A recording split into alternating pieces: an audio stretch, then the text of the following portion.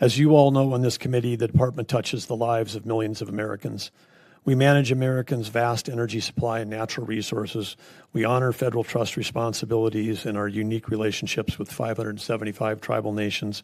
We deliver water to the West. We fight fires. We enforce the law. And we steward our treasured wildlife refuges and national parks. Our efforts extend across the country to ensure border security. The Department of Interior manages 41% of the southwestern border and also the safety in Indian country. This broad portfolio is part of America's balance sheet, tens of trillions of dollars worth of assets that belong to the American people and should be responsibly managed, conserved, and put to use for their benefit according to the law. Well, prior administrations have handcuffed prosperity and locked Americans out of their land and water. The Trump administration is doing the opposite, responsibly unlocking access and unlocking prosperity through recreation and sustainable use, including by our nation's hunters and anglers. This budget reflects President Trump's priorities to pursue energy dominance, deliver services more efficiently, uphold law and order, and make our federal lands safe and accessible for all Americans, all of which would make life more affordable for our families across the country. Under this administration, Interior is committed to increasing energy development on our public lands and waters, reestablishing our position as dominant in critical minerals, and protecting our economic and national security. Energy dominance means selling energy to our friends and allies so they don't have to buy it from those waging war against our allies or those that are waging terrorism against us.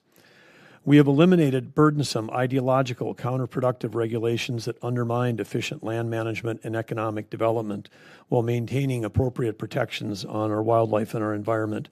Ongoing regulatory reform to cut red tape will continue to secure our supply chains, unlock American energy, deliver better outcomes for the American people and tribal nations, and secure sustainable financial returns for the American people on federally owned land and mineral assets. As noted by the chairman, last month the department held the lawfully required record lease sale in the National Petroleum Reserve in Alaska, generating record revenue and creating opportunities for those Native Alaskans that live on the North Slope.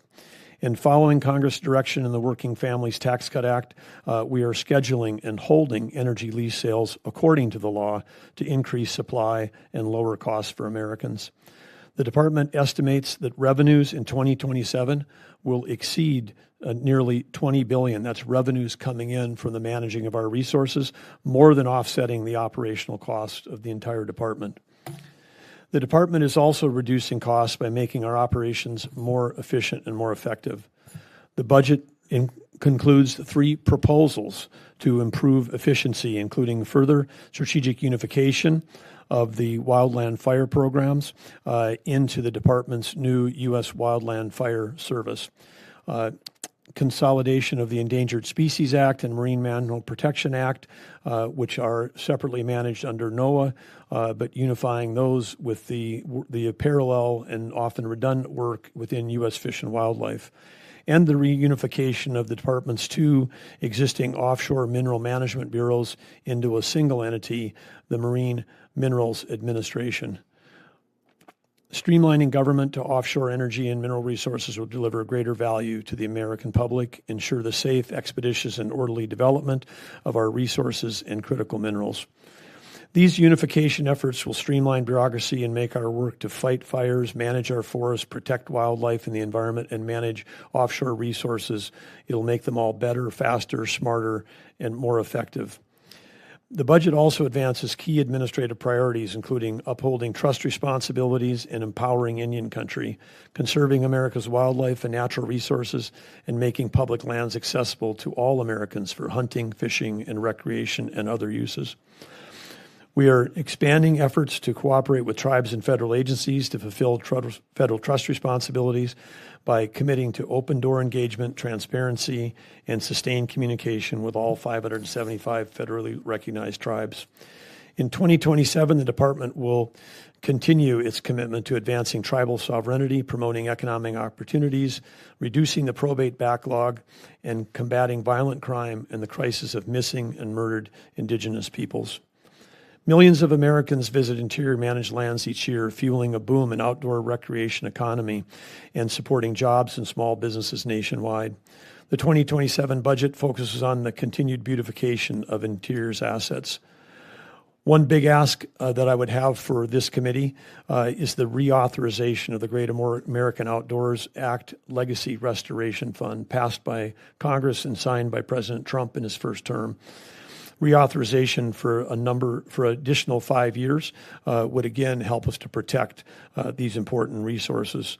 Through this fund, the department invests in maintaining roads, bridges, water systems, visitor centers, and other assets so visitors can continue to enjoy our national parks and public lands for years to come.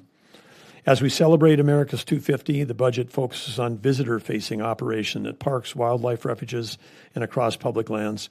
This will help improve the visitor experience, drive tourism, create jobs, and generate revenue for local entrance communities, all while promoting responsible stewardship of our natural resources. The budget also includes a new proposal, the Presidential Capital Stewardship Program for priority construction and beautification projects in and around the nation's capital region to address years and years of inadequate maintenance. This program will support the President's Make America Beautiful Again agenda and improve safety and accessibility, rehabilitate historic buildings and landscape, and enhance the overall visitor experience in Washington, D.C. and the surrounding area. Iconic monuments, memorials, and landscapes supported by these projects will continue to be protected by the U.S. Park Police. The U.S. Park Police is a separate law enforcement group founded by George Washington in 1791. Under the President's leadership, has enabled the U.S. Park Police to expedite the hiring of more than 300 new officers to keep our nation's capital and national park areas in New York, San Francisco, and Washington, D.C. regions safe and beautiful. And the budget includes an increase of $111 million for these dedicated law enforcement offices and the equipment and tools they need to operate, especially as we see record crowds visiting these locations during our 250th. Simply put, this budget puts America first and Americans first while securing peace and prosperity for our country's future. I appreciate the subcommittee's support for the department's mission, and I look forward to working closely with you to advance the President's priorities.